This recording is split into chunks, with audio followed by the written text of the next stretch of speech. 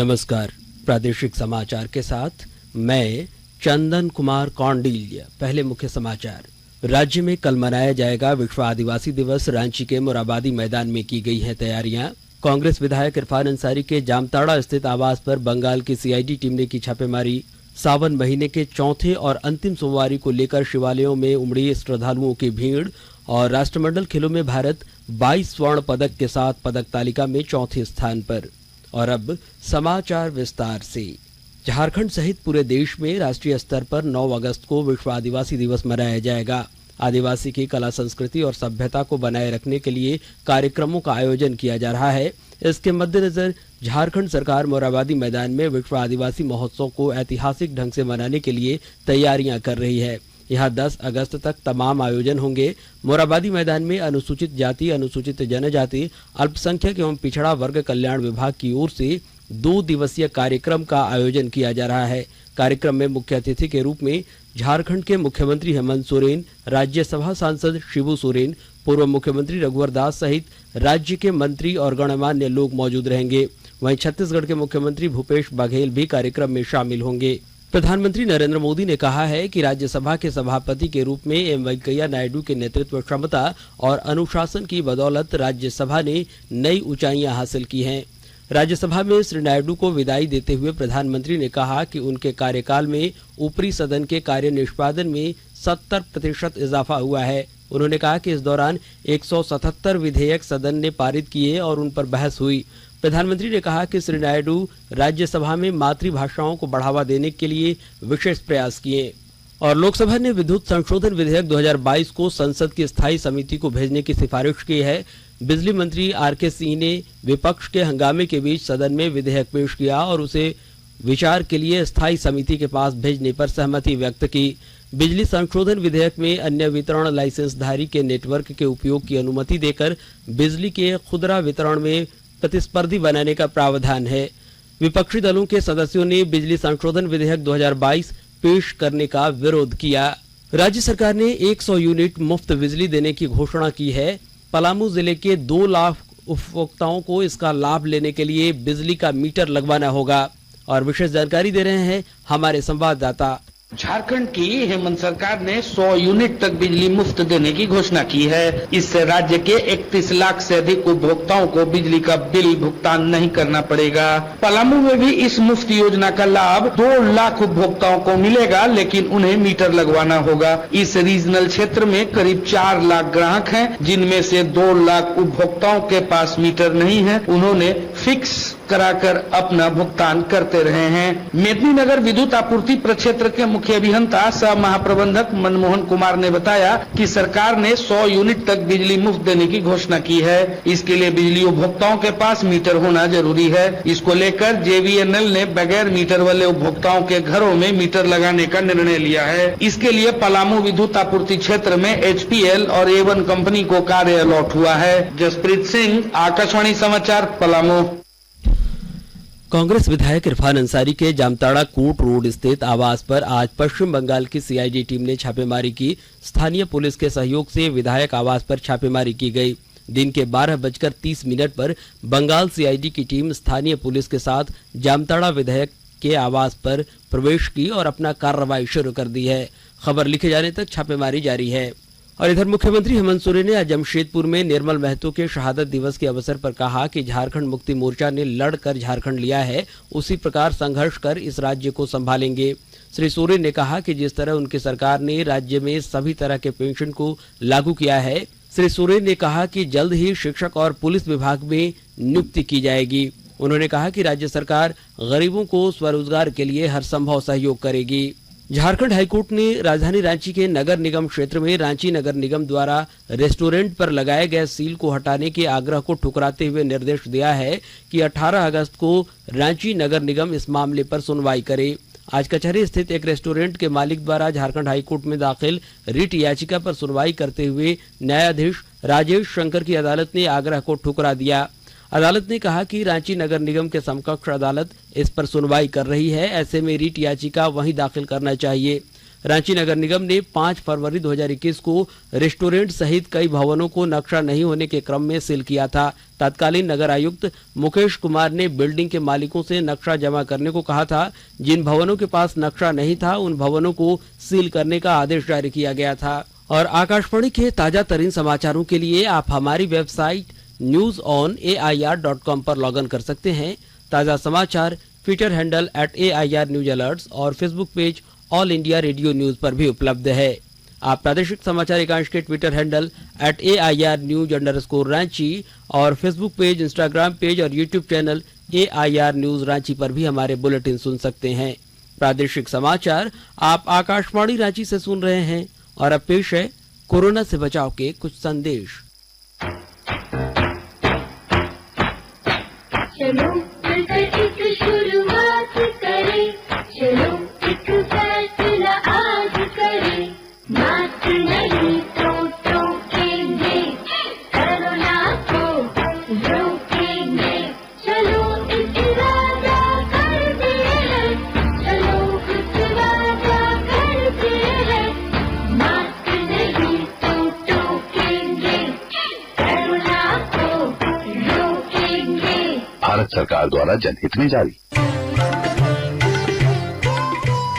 कोविड-19 से बचाव और सुरक्षित रहने के 3 उपाय। मास्क लगाएं, 2 गज दूरी है जरूरी, सुरक्षित दूरी रखें, हाथ और मुंह साफ रखें। की ध्वनि और मंत्रों से गुंजायमान है बाबा नगरी देवघर। 14 जुलाई से 12 अगस्त के बीच आयोजित राजकीय श्रावणी मेला 2022 में झारखंड सरकार ने सुरक्षा और स्वच्छता के विशेष प्रबंध किए हैं। जोहार, हर हर महादेव। बाबा बैद्यनाथ नगरी में श्रावणी मेला में सभी श्रद्धालुओं का झारखंड सरकार की तरफ से आपका स्वागत है, अभिनंदन है। यह बाबा नगरी की महिमा है कि झारखंड के अलावा यहाँ पर देश और राज्य के विभिन्न जगहों से बड़ी संख्या में श्रद्धालु आते हैं। बाबा की असीम कृपा आप पर बनी रहे, आपका जीवन सुखमय हो, ये हम कामना करते हैं। धन्यवाद। जोहार, हर हर महादेव। न रहे मन में कोई भी दुविधा, बाबा बैद्यनाथ की नगरी देवघर में जलार्पण और दर्शन के लिए मिलेगी हर संभव सुविधा। सूचना एवं जनसंपर्क विभाग, झारखंड सरकार द्वारा जनहित में प्रसारित। प्रादेशिक समाचार में आपका एक बार फिर से स्वागत है। सावन की अंतिम सोमवार को लेकर आज राज्य भर के शिव मंदिरों में श्रद्धालुओं की भारी भीड़ लगी रही। श्रद्धालुओं ने भगवान शिव के जयकारे लगाए और जलार्पण किया। राजधानी रांची के पहाड़ी मंदिर समेत अन्य शिवालयों में दिन भर लोगों की भीड़ जलार्पण के लिए लगी रही। वहीं श्रावणी माह के अंतिम सोमवारी को सरायकेला जिला मुख्यालय के शिवालयों में श्रद्धालुओं की भीड़ उमड़ी। आज विभिन्न शिवालयों में भक्त और श्रद्धालुओं ने बाबा भोलेनाथ की पूजा अर्चना करते हुए जलाभिषेक किया। वहीं खूंटी जिले में भक्तों ने श्रद्धा भक्ति के साथ भगवान शिव को जलार्पण किया। पाकुड़ जिले में भी सावन की अंतिम सोमवारी पर शिव भक्तों की भारी भीड़ शिवालयों में उमड़ी। शिवालयों में पूजा अर्चना के लिए सुबह से ही श्रद्धालु पहुंचने लगे थे। जिला मुख्यालय के अलावा ग्रामीण इलाकों में शिव भक्तों ने भगवान शिव पार्वती की भक्ति भाव से पूजा अर्चना की। अंतिम सोमवारी के मौके पर रुद्राभिषेक में भी शिव भक्तों ने बढ़ चढ़कर हिस्सा लिया। वहीं देवघर में बाबा बैद्यनाथ धाम में दर्शन के लिए राजकीय श्रावणी मेला में सावन के अंतिम सोमवार को लाखों भक्त शामिल हुए। केंद्रीय संस्कृति और सूचना तथा प्रसारण मंत्रालय की ओर से 22 जुलाई से हर घर तिरंगा कार्यक्रम शुरू किया जा रहा है। आजादी का अमृत महोत्सव के तहत देशवासियों में देशभक्ति की भावना जागृत करने और राष्ट्रीय ध्वज को सम्मान प्रदान करने के उद्देश्य से ये कार्यक्रम शुरू किया जा रहा है।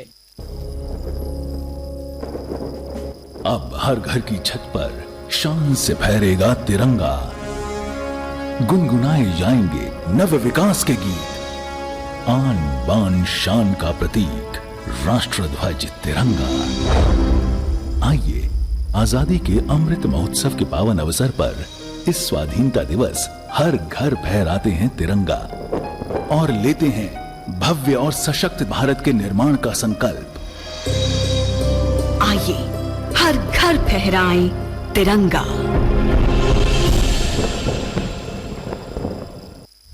दुमका जिले में आजादी के अमृत महोत्सव और हर घर तिरंगा अभियान के तहत 12 से 15 अगस्त तक कई कार्यक्रम आयोजित किए जाएंगे और विस्तृत ब्यौरे के साथ हमारी संवाददाता।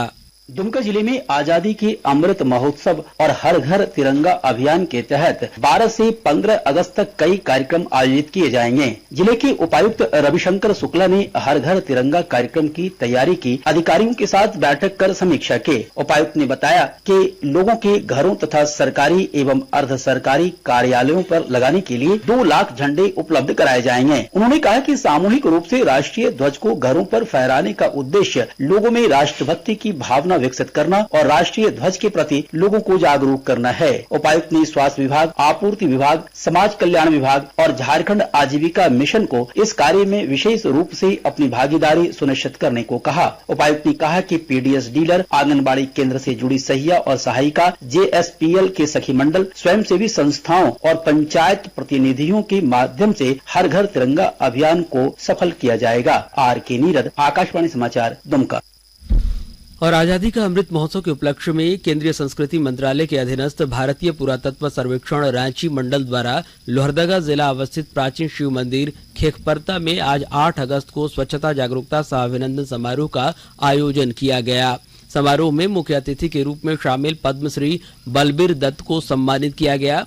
पद्मश्री बलबीर दत्त ने इस मौके पर कहा कि स्वच्छता को लेकर लोगों में जागरूकता आ रही है। भारतीय पुरातत्व सर्वेक्षण रांची मंडल की ओर से आजादी का अमृत महोत्सव के तहत कई कार्यक्रमों का भी आयोजन किया जा रहा है, जिसके तहत बेनी सागर में कल 9 अगस्त को स्वच्छता कार्यक्रम आयोजित किया जाएगा, जिसमें मुख्य अतिथि के रूप में पद्मश्री छुटनी देवी महतो उपस्थित रहेंगी।